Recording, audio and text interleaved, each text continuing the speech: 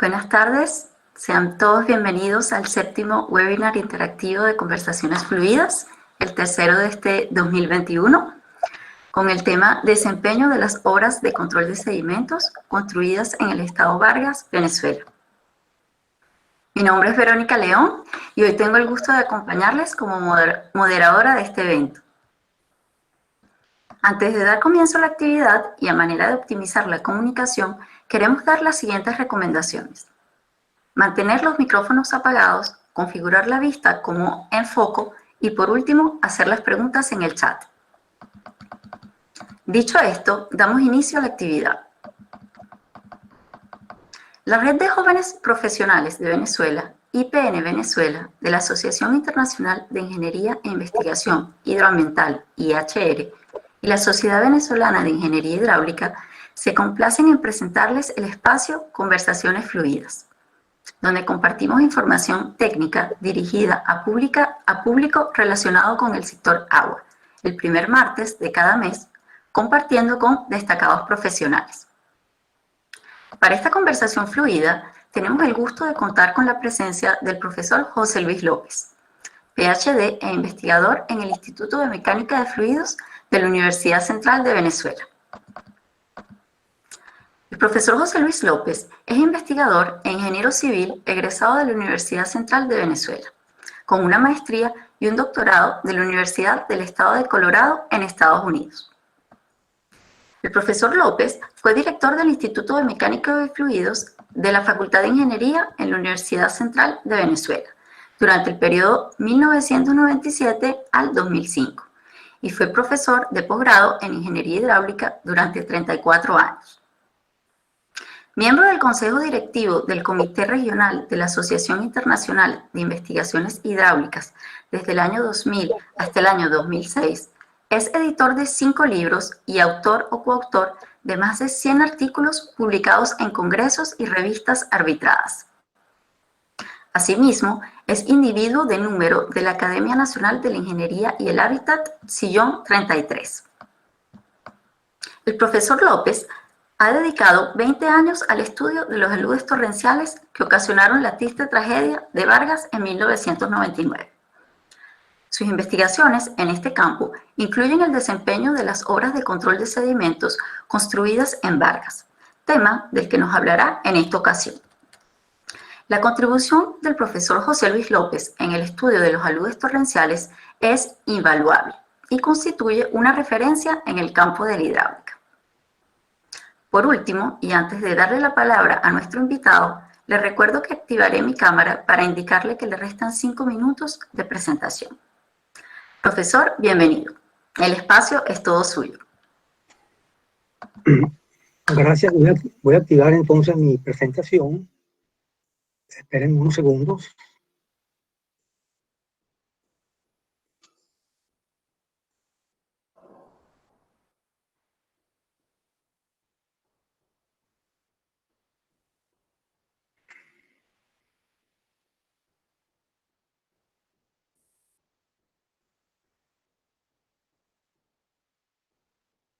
Ya creo que está en pantalla, ¿verdad? Sí, profe, le confirmo. Muy bien. Bueno, antes de comenzar, muy buenas tardes a todos y quisiera agradecer entonces esta invitación que me hiciera la Red de Jóvenes Profesionales de la Asociación de Investigaciones Hidráulicas, Asociación Internacional, para dar esta charla sobre el tema de Vargas, que siempre está vigente y requiere una atención urgente en estos momentos, ¿no? Entonces, vamos a tocar los siguientes puntos en la charla. Vamos a hablar sobre el desempeño de las obras y el estado actual en que se encuentran las obras de Vargas, ¿no? En primer lugar, brevemente algunos antecedentes. Después vamos a conversar sobre la función y el tipo de presas que se han construido en Vargas, los aspectos positivos que han resultado de estas obras, los procesos fluviales que se han generado en los cauces, después algunas fallas en las obras y para terminar con unas reflexiones finales.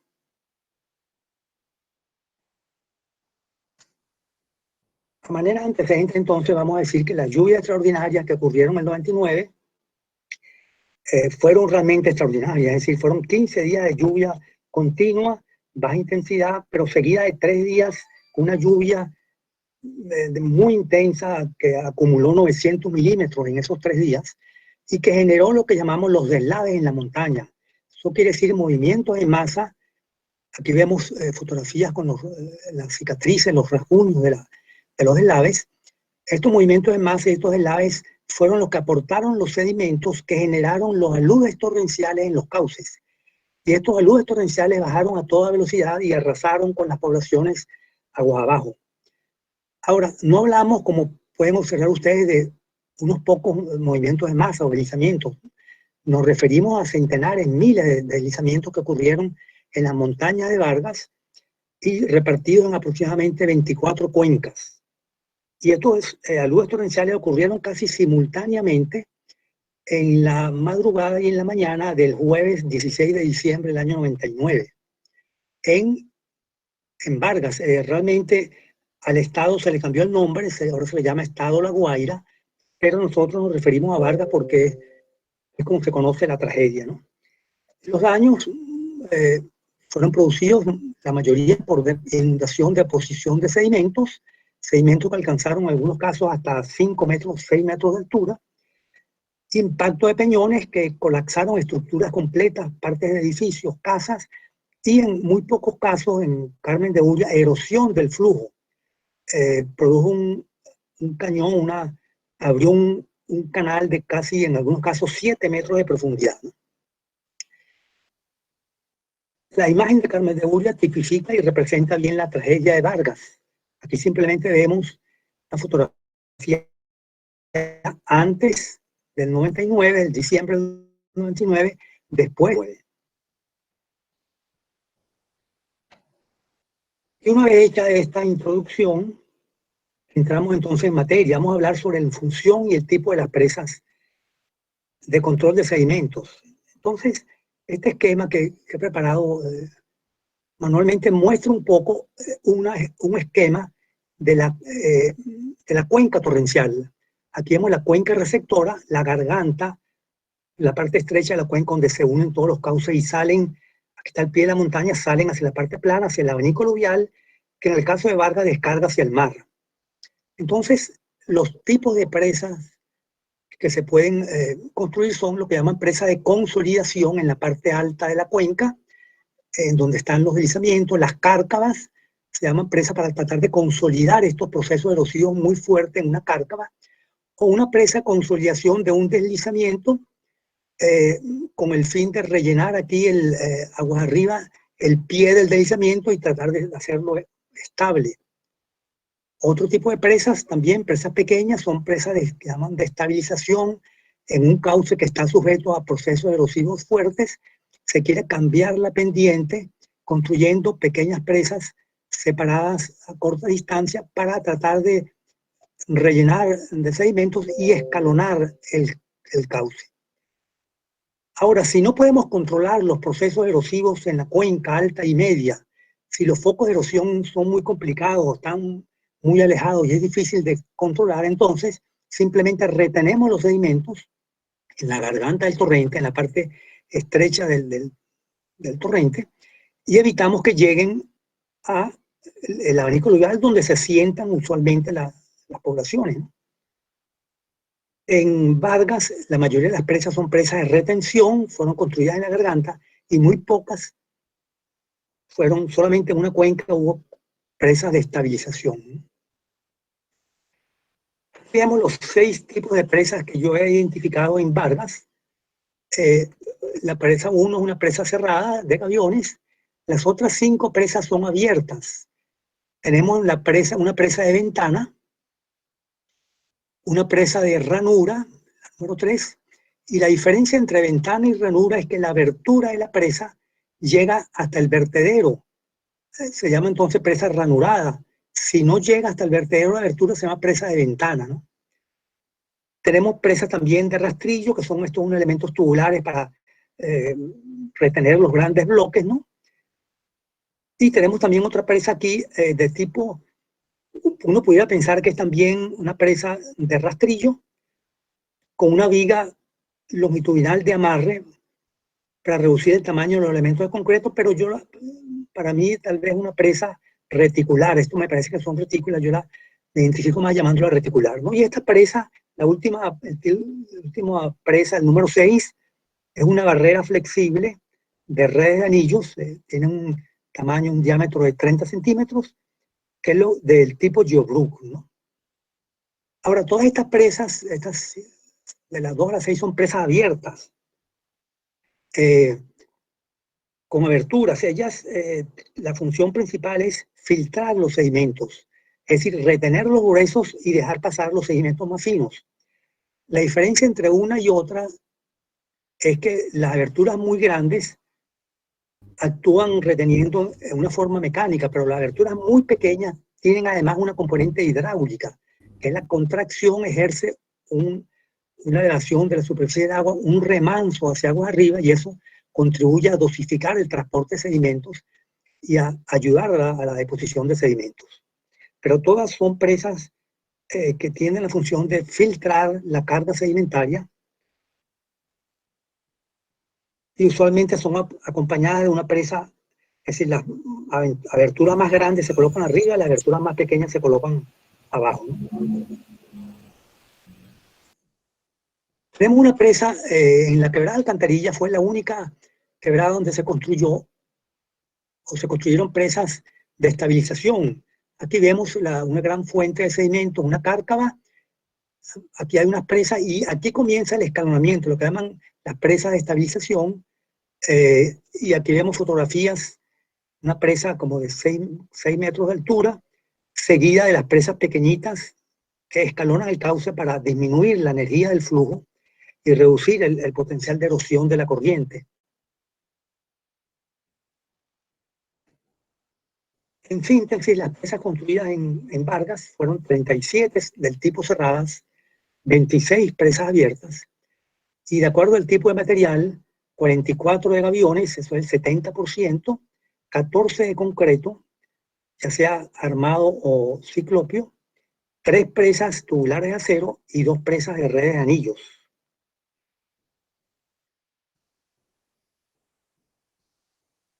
No solamente se construyeron presas, también canalizaciones.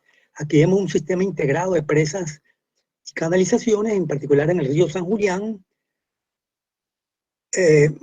Vemos 3 presas en el río San Julián, que termina la número 1, termina en una canalización que lleva las aguas, las conduce hacia el mar, ¿no?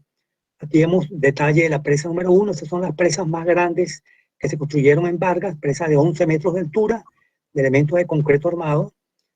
Vemos la canalización de fondo móvil también, una canalización típica en Vargas, es decir, hay un revestimiento de márgenes, puede ser en piedra cementada o en concreto, y el fondo móvil se protege con traviesas para evitar el proceso erosivo, ¿no? Aquí vemos la transición entre la primera presa y la canalización, ¿no? Una obra de transición. ¿Cuáles son los beneficios que se pueden mencionar que han tenido las presas, los aspectos positivos? Bueno, aquí tenemos las obras que se construyeron en esta quebrada en Maiquetía. La quebrada Piedro Azul y la quebrada Curucutí atraviesan la población de Maiquetía. Y entre los años 2002 y 2003 se construyeron 3 presas en la quebrada Piedra Azul y 4 presas en Curucutí. Vino entonces un evento torrencial extraordinario, el 2005, la vaguada, las lluvias torrenciales del 2005, que generaron una gran cantidad de sedimentos en las cuencas. Y las presas se colmataron de estos sedimentos arrastrados por la corriente, ¿no? Aquí vemos una fotografía de la presa número 2, totalmente colmatada de sedimentos. La presa número 4 también llena totalmente de sedimentos. Y nuestras mediciones de campo, el trabajo de campo que realizamos, encontramos que estas 7 presas retuvieron 114.000 metros cúbicos de sedimento, que impidieron que llegaran a las zonas urbanas de Maiquetía. O sea que podemos decir que estas presas salvaron a la población, porque ha podido ocurrir una tragedia similar a la del 99, si estos sedimentos hubieran bajado por la montaña, por los cauces, se hubieran depositado en las partes planas cuando cambia la pendiente y sobre todo en los puentes, que hay una obstrucción del cauce, ¿no? Esta cantidad es enorme, 114.000 metros cúbicos. Ustedes se imaginan un campo de fútbol o un campo de béisbol que tiene más o menos como una hectárea de tamaño de área superficial, 10.000 metros cuadrados por 11 metros de altura. Es un volumen de sedimento igual a un campo de fútbol o de béisbol en una altura de 11 metros, llena de sedimentos. Esa es para uno visualizar la cantidad de material que fue detenido por las presas, ¿no? Las lluvias del 2005 causaron otra tragedia en Camurí Grande, que ya había sido afectada por las lluvias del 99. Aquí vemos el puente y el río Camurí Grande obstruido totalmente, y lo vemos en la fotografía inferior, obstruido por arrastre de vegetales, y por supuesto entonces el flujo se desbordó y inundó de agua y sedimentos las viviendas aledañas, ¿no? Causando muchos daños. Entre los años 2006 y 2007 y 2008 se construyeron las obras para proteger a la población de Camurí Grande. Aquí vemos las obras, aquí vemos la canalización del río Miqueleno, que confluye y se encuentra con el río Camurí Grande para atravesar la población del mismo nombre y descargar hacia el mar. Se construyeron presas, aquí se ve una de ellas, en Miqueleno, hay en total 6 presas se construyeron entre el 2006 y el 2008.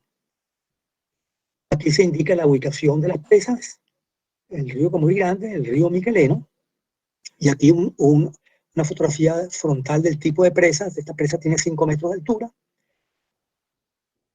Y entonces viene la creciente extraordinaria también del 2010, unas lluvias extraordinarias que ya encontraron las obras construidas. Y esas presas, de acuerdo a nuestras estimaciones, nuestros levantamientos topográficos, retuvieron en la montaña, retuvieron 160.000 metros cúbicos de sedimento. Nuevamente impidieron que estos sedimentos llegaran al pueblo Camurí Grande, a la zona urbana. Seguramente iban otra vez a colmatar el canal, el puente, y se iba a producir un desastre como el que se produjo antes del 2005 y el 99. Entonces, bueno, estos son dos beneficios que han aportado las obras y hay que reconocerlos, ¿no? Salvaron a las poblaciones donde ya se habían construido obras. Estos son aspectos positivos. Vamos a ver ahora los procesos fluviales que se han generado en los cauces. Uno de ellos es la sedimentación acelerada de las presas cerradas. Aquí vemos una presa cerrada de Macuto, tiene 7 metros de altura, recién construida el año 2003, en marzo. Menos de un año después ya la sedimentación llegaba hasta la mitad, 50% sedimentada. Para enero del 2005 apenas faltaba con 1 metro para llegar al tope de los sedimentos, al tope del vertedero. Y ya con la creciente de febrero del 2005, los deslaves, por supuesto, ya terminaron de colmatar la presa. Entonces, ¿qué es lo que hay que señalar aquí? Bueno, que ha habido una sedimentación acelerada en las presas cerradas, porque no hubo ninguna creciente extraordinaria en este periodo. ¿Qué sucede? Que después de los deslaves del 99, muchas cuencas quedaron todavía cargadas de sedimentos. Los sedimentos quedaron, lo que llamamos en tránsito, quedaron esperando en la cuenca para otras crecientes para ser arrastrados en las laderas, al pie de las laderas, en los cauces. Entonces, crecientes menores de baja intensidad comenzaron a lavar ese material y a rellenar las presas cerradas. Entonces, aquí viene inmediatamente una recomendación, porque estas presas cerradas no tenían ventanas para permitir pasar los sedimentos arrastrados por las crecientes menores, que no iban a causar problemas agua abajo. Bueno, esta es una de las experiencias que se han ganado realmente, las enseñanzas en Vargas, ¿no? Las lecciones aprendidas de Vargas. Las presas no pueden ser totalmente cerradas, tienen que tener aberturas para dejar pasar las crecientes menores con su carga sedimentaria, que no va a ocasionar problemas agua abajo en las zonas urbanas, ¿no? Además de las presas cerradas, también las presas abiertas fueron sujetas a una sedimentación, en algunos casos muy rápida. Aquí vemos la presa de Guanape, construida en el año 2001. Aquí vemos la fotografía, está una presa abierta de elementos de concreto, la presa tipo rastrillo. Para diciembre del 2001, es decir, 7 meses después, una creciente menor la obstruyó totalmente. Estamos hablando de una presa como de 5 metros de altura. La obstruyó totalmente por los arrastres vegetales que traía la creciente. Y esto es típico en las cuencas de Vargas, en las cuencas nuestras del Ávila, que hay mucho arrastre vegetal. No se observa en otros países como en las cuencas en Perú, en Lima, por ejemplo, ¿no? Entonces, este es un problema también a tomar en cuenta. Y aquí vemos las fotografías del vaso sedimentado por esta creciente de diciembre, totalmente sedimentado. Y después vino una creciente, la creciente del 2005, sorpresivamente lavó el material, pudo lavar, pudo limpiar las aberturas y permitir el paso del sedimento. Ya vamos a explicar eso un poco más adelante. Aquí vemos otra fotografía de la presa abierta reticular, recién construida, 2008. El 2010 ya estaba totalmente colmatada, el 50% de la presa colmatada por sedimentos, ya que sus ranuras fueron obstruidas.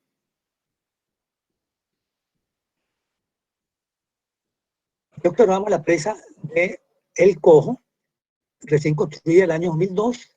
La creciente del 2005 la rellenó completamente de sedimento por la obstrucción que se observa en alguna de las ranuras.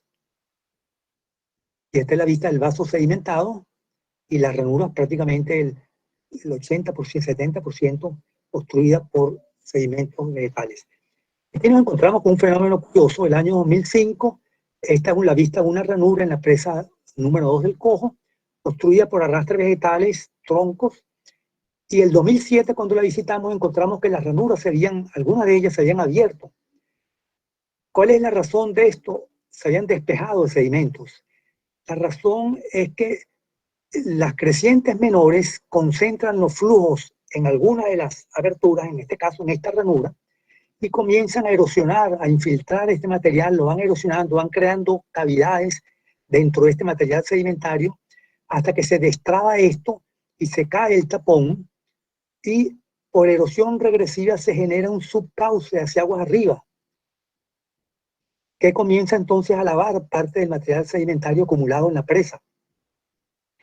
Esto es lo que hemos observado, que es un fenómeno que llamamos de autolimpieza de las presas abiertas. Otro fenómeno es la degradación general del lecho agua abajo en ciertas presas. Aquí vemos la quebrada Piedra Azul, tenemos el perfil original del lecho, que es el de color más suave, el año 2003, y el perfil levantado por nuestros trabajos de campo el año 2007. Vemos que la presa número 3, que es una presa abierta, presentaba un pequeño grado de sedimentación. La presa número 2 presentaba un grado importante de sedimentación, ¿tá? Y en la fotografía de aquí, de la presa número 2, la vemos totalmente sedimentada. Eso se refleja claramente aquí en el perfil. También la presa número 1 estaba totalmente sedimentada, sedimentación en el orden de 4 o 5 metros, ¿no? Pero también observamos lo siguiente: aguas abajo de la presa número 2, observamos que el lecho descendió 3 metros. Y eso se confirma con el perfil longitudinal levantado, donde el perfil del 2007 está por debajo del perfil inicial del 2003, aguas abajo de la presa número 2. ¿Cómo se explica esto? Bueno, esto no es un fenómeno de erosión local producido por el chorro que cae, que pasa por arriba del vertedero y cae en el lecho, no. Es una degradación general del lecho aguas abajo que se confirma con esta fotografía. Todo el lecho degradó y se explica porque durante la creciente la presa está reteniendo el material sedimentario aguas arriba, y entonces los flujos que comienzan a pasar sobre el vertedero de la presa son flujos de aguas claras, muy poco contenido de sedimento en suspensión. Esos flujos de aguas claras están hambrientos de sedimentos y comienzan a erosionar el material aguas abajo para satisfacer y reponer su capacidad de transporte, su capacidad de arrastre. Entonces se produce este fenómeno que llamamos fenómeno de las aguas hambrientas, agua abajo de las presas. Lo observamos también en esta presa, en la quebrada Alcantarilla. Aquí está recién construida el 2012, el 2005. Esta foto es de cortesía de Gianfranco Morosuti. El lecho descendió 2 metros, producto de esta degradación general, mientras los sedimentos se iban acumulando en la parte de agua arriba, ¿no? La presa de Camurí Chico es un caso también especial. Aquí se ve la fotografía de la presa en la época en que se estaba construyendo, el año 2003. Se observa una estructura, un disipador de energía en forma de unas vigas, una malla de vigas de concreto armado rellenas con peñones. Pero se observa que aquí están rellenas de peñones, que no se había terminado la construcción, no se había construido el tramo central de la obra de disipación de energía. En la creciente del 2005, la presa estaba prácticamente finalizada, resistió bien la creciente del 2005, aquí la vemos el 2006. Y en esta fotografía quiero resaltar el lecho, para el mayo del 2006, el lecho de la quebrada estaba al mismo nivel que la ventana principal, la ventana central. Pero cuando la visitamos en septiembre del 2011, 5 años después, encontramos que la quebrada, el lecho de la quebrada había descendido 3 metros justamente debajo de la ventana. Y no solamente debajo de la ventana, sino a todo lo ancho del cauce, había descendido 3 metros. El asunto fue que, como observamos claramente en esta fotografía, no se terminó de construir la estructura que iba a controlar estos procesos erosivos, el disipador de energía. Entonces se erosionó este material, hizo bajar el nivel del lecho 3 metros y se observa pues la presa realmente en peligro de colapso, porque estos aviones, estos muros de aviones ya prácticamente están en el aire, ¿no? No ha fallado, pero pudiera fallar, o a lo mejor ya falló, porque no se le ha dado el mantenimiento adecuado, ¿no? En el caso de la presa del Tigre también tiene un elemento adicional importante. Aquí le vemos una vista de aguas abajo al muro de la presa. Vemos que este es el muro el dentellón, que se llama el muro de la obra de disipación de energía. El nivel del terreno ha debido estar por aquí, más o menos se indica, y el dentellón, por supuesto, tenía 3 metros de profundidad, muy bien fundado para proteger a la obra, pero el lecho descendió 4 o 5 metros. El lecho del cauce está como por aquí se observa más claramente en esta fotografía. El lecho inicial era el lecho actual, o por lo menos para este año 2016, estaba por aquí 4,5 metros por debajo. ¿A qué se debe este descenso del lecho tan extraordinario? Bueno, observando las imágenes satelitales, la maravilla de Google Earth, encontramos aquí la quebrada del Tigre confluyendo con el río Mamo, que pasa por Catialamar. Aquí se observa claramente el dique principal del Tigre y el muro de la obra de disipación de energía. Vemos que entonces se observa aquí unas instalaciones, una cantera, una empresa que está extrayendo material del cauce.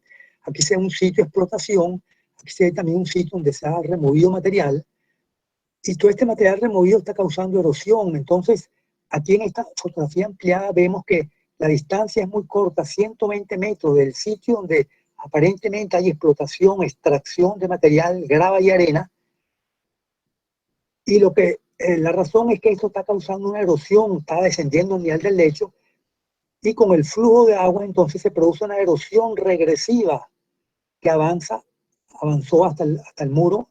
Ahí no puede seguir avanzando, por supuesto, pero ha hecho que el lecho descienda 4,5 metros. Aquí la medida inmediata, por supuesto, es suspender esa labor de extracción, que no sabemos cómo se encuentra en este momento en Catilamar, ¿no? En el río Mamo. Ahora, ha habido problemas de sedimentación también en las canalizaciones. Aquí vemos el río San José de Galipán, la vista hacia aguas abajo, el año 2004, cauce abierto, El año 2020 apenas se podía distinguir, el cauce está colonizado por vegetación. ¿Y cuál es el problema de la colonización de la vegetación? Bueno, que ella reduce la velocidad del flujo, por supuesto, porque hay mayor resistencia al flujo. Entonces hay una tendencia a sedimentar las partículas, o sea que se va a producir la sedimentación del material arrastrado, porque no hay velocidad suficiente para transportarlo, y el río pierde capacidad de transporte. Aquí lo vemos también el río Cerro Grande, el 2010, abierto totalmente, el 2020 no se distinguía realmente el cauce ya por la colonización, por la vegetación. Y no solamente eso, el problema es que además uno no puede inspeccionar la obra para ver cuál es el estado de los muros. Algunos de estos muros presentan asentamientos, pero estos no se pueden conocer si la obra está invadida por la vegetación.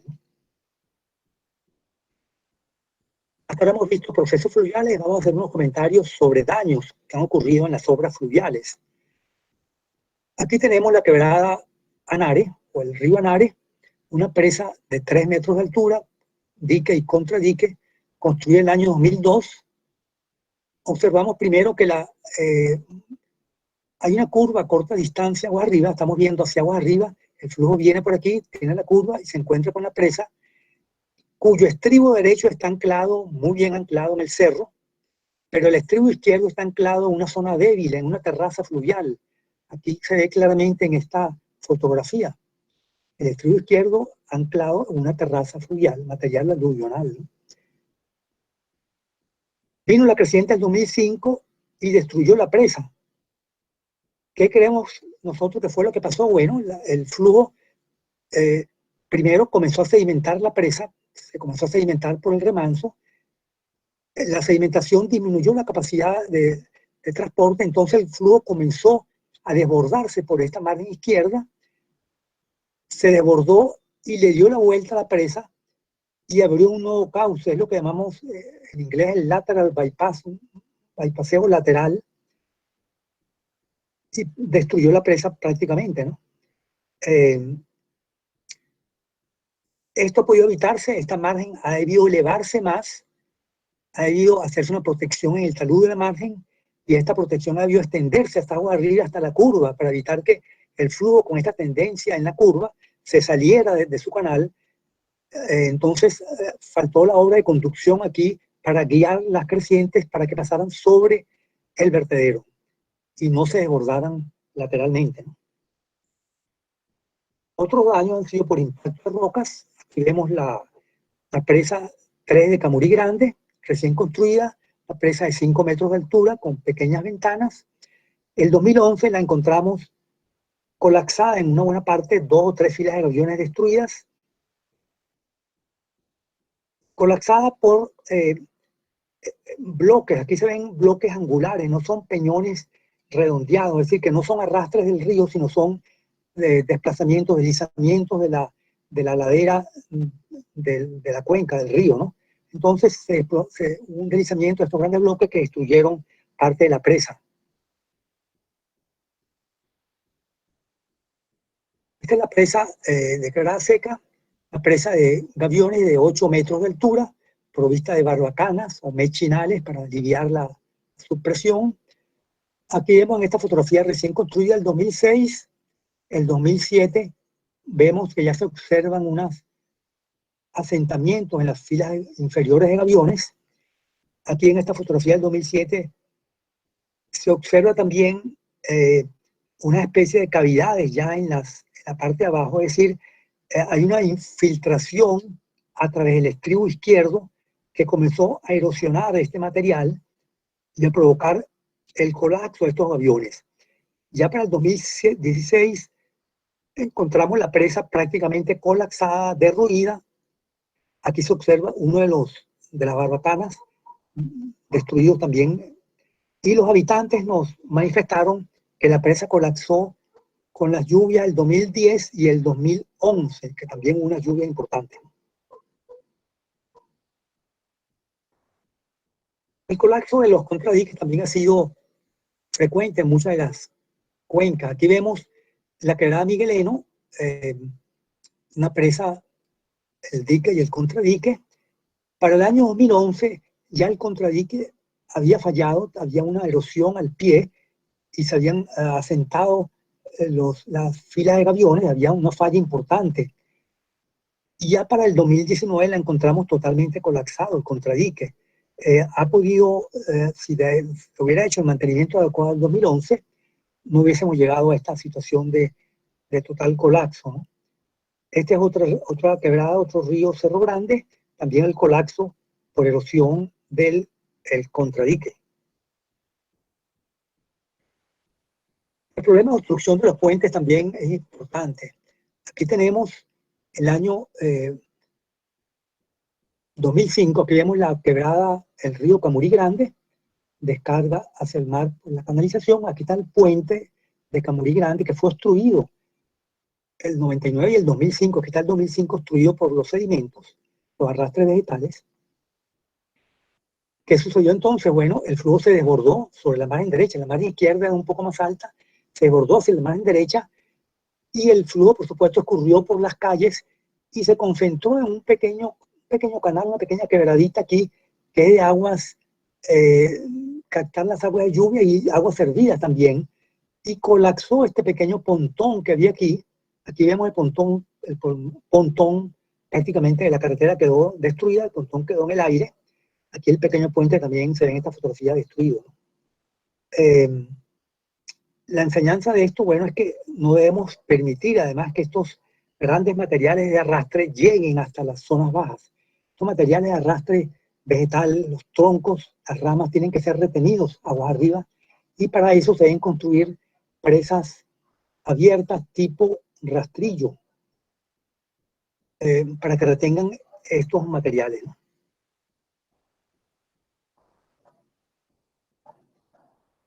Hay que reconocer que han habido esfuerzos de reparación y rehabilitación de obras. Aquí vemos una presa del 2005, la presa de Macuto, que habían colapsado algunas filas de gaviones por la creciente del 2005, el material arrastrado, los cantos rodados, las gravas, rompieron la malla de peñones, la malla de los aviones, perdón, y esto fue atendido a tiempo, que la presa aquí aparece reparada y otra vez funcionando el año 2006.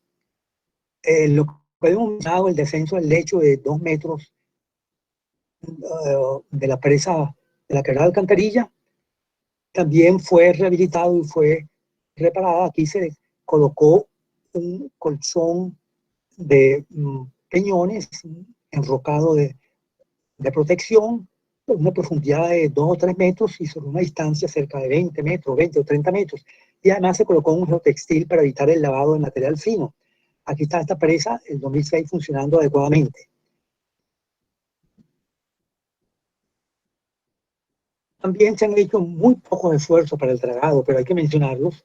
Esta es una fotografía que yo tomé el año 2014 entre el puente de la avenida Costanera y la avenida La Playa, y esta es la canalización del río San Julián. Esta fotografía tomada por Mariela Gómez el año 2016 desde el mismo sitio muestra que se estaba excavando, se excavó un canal de 2 metros de profundidad y se sacó una gran cantidad de material que había sido depositado aquí por las crecientes, ¿no? Este canal se extendió por 300 metros hacia aguas arriba y aquí vemos fotografías de cómo estaba antes del dragado. Apenas había una luz libre de 2 metros aproximadamente, cuando ha debido ser como de 4 metros y pico. Y aquí se ve la maquinaria trabajando en el dragado del canal, ¿no? Para finalizar, entonces, unas reflexiones. Hay que reconocer, entonces, y mencionar que las presas han cumplido su función de retener sedimentos y proteger a la población. Eso es lo primero. Salvaron a algunas poblaciones de una tragedia el año 2005, el año 2010, ¿no? Pero el panorama actual es sombrío. La mayoría de las presas están sedimentadas, es decir, las presas cerradas, casi todas están totalmente sedimentadas. El 50% de las presas abiertas también están sedimentadas. Algunas presas están destruidas, otras tienen daños importantes. Es decir, que se ha perdido la capacidad de retener y la capacidad de protección de la población, ¿no?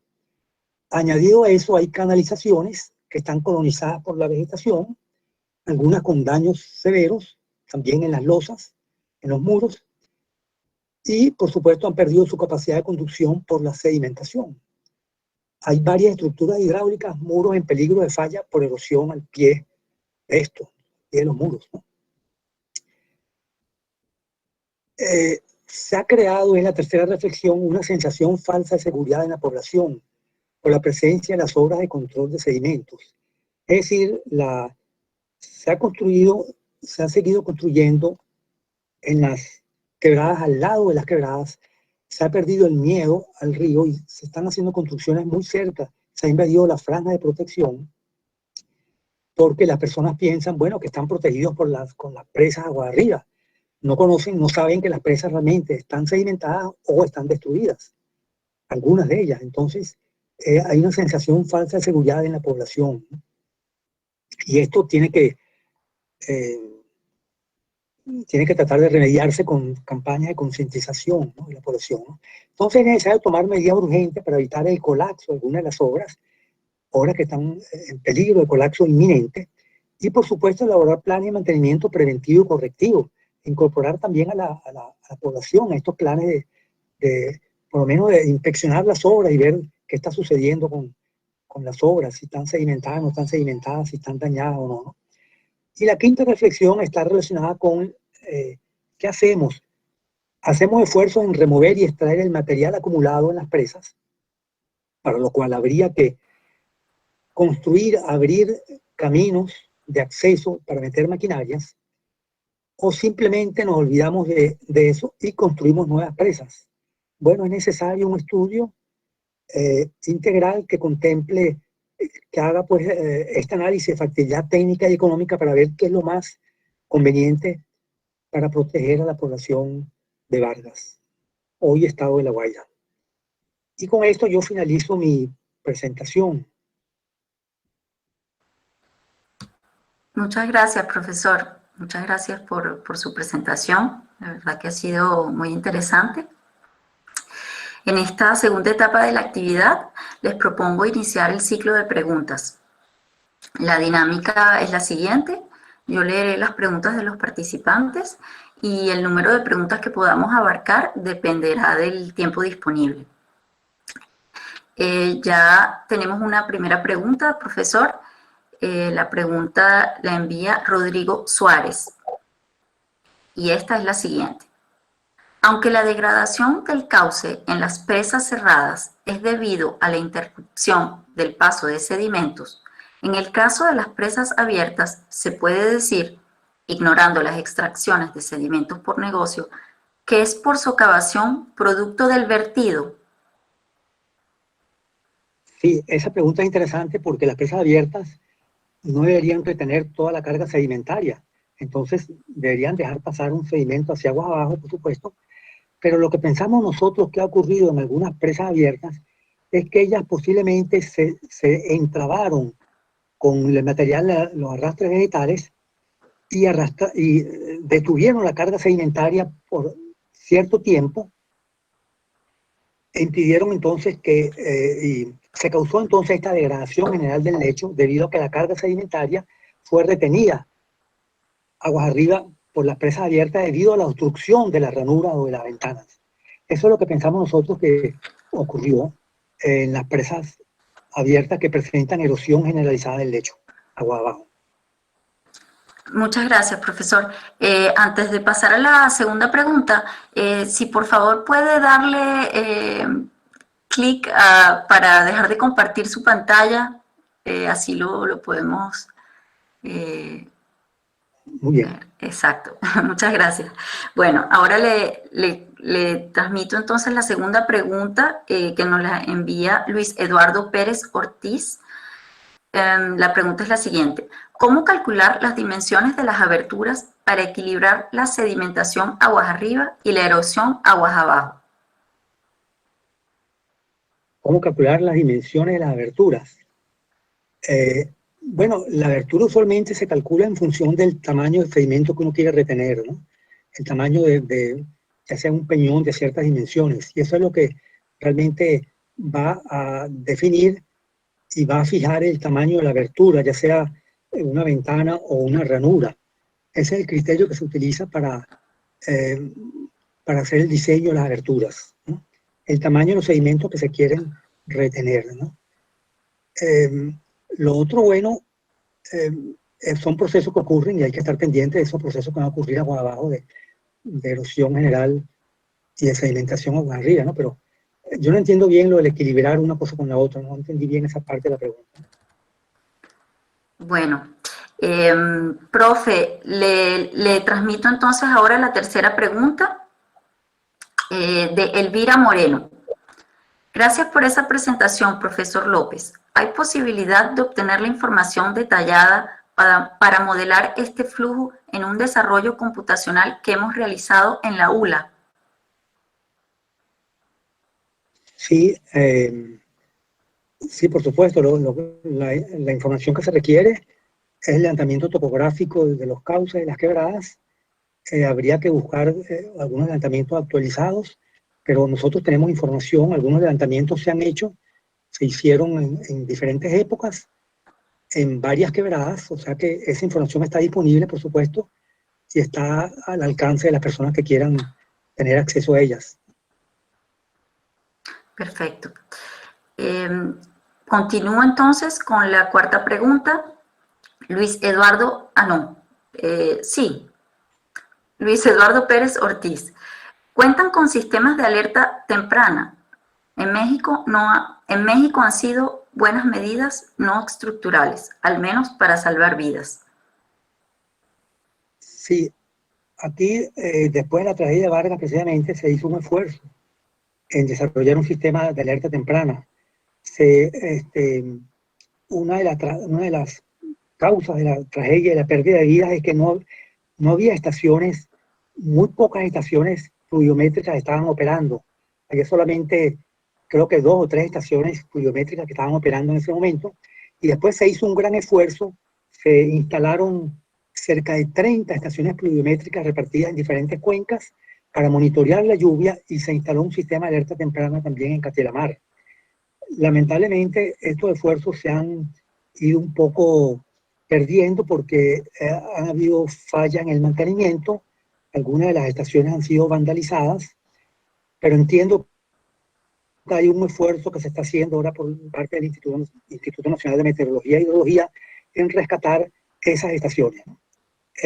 Pero eso es fundamental, yo estamos de acuerdo, los sistemas de alerta temprana contribuyen a avisar anticipadamente a la población de la ocurrencia de un evento de estos, a lo mejor con poca antelación, pero sí para permitir salvar vidas. Muchas gracias, profesor. La quinta pregunta nos la envía Héctor Daniel Farías. Excelente presentación. Felicitaciones, José Luis. Una reflexión. Pareciera ser que los diques de gaviones exhibieron un comportamiento diferente que las de hormigón, al menos para condiciones de operación con bajo mantenimiento. Pregunta, ¿es solo una percepción o se confirma esta situación? Sí, ¿puedes repetir la primera parte de la pregunta? La Sí. observación que le hace. Pareciera ser que los diques de gaviones exhibieron un comportamiento diferente que los de hormigón, al menos para condiciones de operación con bajo mantenimiento. Sí, bueno, la experiencia en Vargas realmente no se hicieron presas cerradas de hormigón, ¿no? Se hicieron presas, todas las presas cerradas fueron de gaviones. Las presas que se hicieron de hormigón fueron presas abiertas, tipo de ranura, y el comportamiento fue adecuado, ¿no? Las presas de gaviones también han funcionado adecuadamente, a excepción de estos casos particulares que hemos comentado, ¿no? Pero en términos generales, uno puede decir que el comportamiento de la presa de gaviones, que uno pensaría que es un material mucho más frágil, pero funcionaron adecuadamente en términos generales, ¿no? Hubo casos muy particulares donde las presas colapsaron por fallas en los estribos y algunas están a punto de colapsar por fallas realmente de procesos erosivos que se han generado abajo, ¿no? Espero haber respondido la respuesta, Héctor Daniel. Sí, gracias. Muchas gracias, profesor. Bueno, continuamos. La próxima pregunta la envía Germán Uzcategui. Felicitaciones al profesor José Luis por su excelente y muy útil presentación. Sin embargo, de su presentación, que me queda la idea de que de haber ocurrido un fenómeno similar al de 1999, en 2010 o en 2020, los daños serían similares, si no peores, a los del año 99. ¿Cuánto costaron esas obras?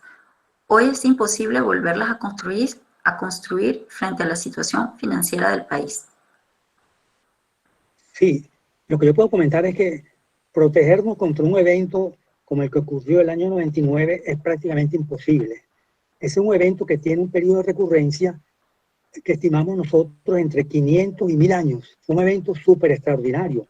Fuimos testigos de algo realmente extraordinario que ocurre una vez cada 500 o 1000 años.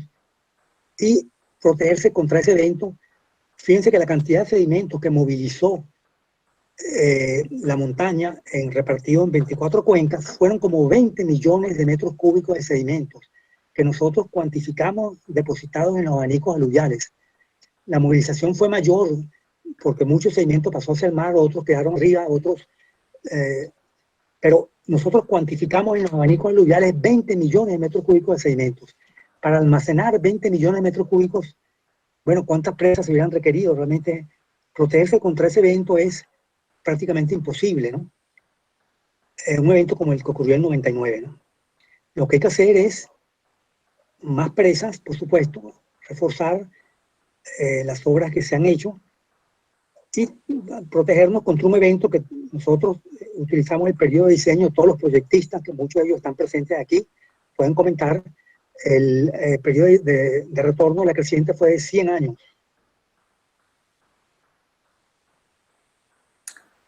Perfecto, profesor. Muchas gracias por su respuesta. La próxima pregunta la envía Franklin Merino Chévez. La pregunta es la siguiente. ¿Se ha sistematizado la experiencia para determinar nuevos factores, por ejemplo, de análisis de la cimentación, las aberturas con respecto a los diámetros de los sedimentos o el cálculo de los colchones de disipación o los factores de protección contra erosión? Perdón, hazlo otra vez, que tuve un lapsus con la pregunta. Hazlo otra vez, por favor. Sí, repito. La pregunta es la siguiente. ¿Se ha sistematizado la experiencia para determinar nuevos factores, por ejemplo, de análisis de la cimentación, las aberturas con respecto a los diámetros de los sedimentos o el cálculo de los colchones de disipación o los factores de protección contra erosión? Se ha sistematizado, bueno, no sé si entiendo bien, es decir, existen procedimientos, por supuesto, de cálculo. Todos los ingenieros que trabajan en el diseño de obras hidráulicas, de estructuras de protección, presas, canalizaciones, diques, contradiques, etcétera, han sistematizado esto en hoja de cálculo, tipo Excel, ¿no? Existen programas seguramente que hacen esto, hacen los cálculos hidráulicos para el diseño de las obras, ¿no? Entonces, sí existe realmente, comercialmente deben haber muchos programas y cada ingeniero me imagino que hace sus propios cálculos utilizando las ecuaciones, las fórmulas, los modelos matemáticos de simulación para hacer los diseños de la forma más óptima posible, ¿no? Muchas gracias, profesor. Continúo. La próxima pregunta la envía Mariela Gómez. ¿Sería recomendable, a fin de evitar el arrastre vegetal desde aguas arriba, establecer una combinación de reforestación con presas abiertas tipo rastrillo? La reforestación adecuada para imprimir estabilidad a las laderas aguas arriba. Sí, entiendo que esa es una de las recomendaciones básicas. Realmente deben hacerse presas tipo rastrillo en la parte de aguas arriba y reforestación, por supuesto, cuando la vegetación es erosionada por los flujos, por los deslizamientos, hay que reponerla, ¿no? Es claro que esta es una de las conclusiones realmente que salen de nuestro estudio, ¿no? Es necesaria la construcción de presas abiertas tipo rastrillo en los tramos superiores para controlar estos flujos de arrastre vegetal, ¿no? Continuamos. La próxima pregunta la envía Alejandro Catini. ¿Qué autoridad es responsable actualmente del mantenimiento correctivo y preventivo? Las comunidades vulnerables pueden y deben accionar desde la primera línea ante las autoridades de los frentes preventivos y cuadrantes de paz para que eleven la urgencia de atender esto. Bueno, no sé si está muy clara la pregunta o si es más un comentario. Bueno, la primera parte sí está... Yo entiendo, sí, que lo de la autoridad realmente es una pregunta que yo mismo me hago. ¿Cuál es la autoridad realmente responsable por el mantenimiento de las obras? Porque las presas fueron construidas por diferentes organismos. Ahí estuvieron involucrados Corpo Vargas, la corporación de Vargas, que ya no existe. Estuvo involucrado el Ministerio del Ambiente, que ahora es Ecosocialismo y Aguas, Ministerio de Infraestructura, el Ministerio de la Armada, el Ministerio de Defensa. O sea, muchos organismos estuvieron involucrados en la construcción de las obras y uno no sabe a quién le corresponde la responsabilidad de hacer el mantenimiento adecuado. Ahí debería estar a cargo de la alcaldía y de la gobernación, fundamentalmente, creo yo, ¿no? Eso debe estar regulado en las normas, habría que ver, pero yo creo que se establece que hay una responsabilidad de la alcaldía y de la gobernación en mantener limpios los cauces y hacer el mantenimiento de las obras. Eso hay que revisarlo, ¿no? Pero lo que yo entiendo es que tiene que haber una labor combinada, ¿no? Donde participe los organismos públicos, que son los responsables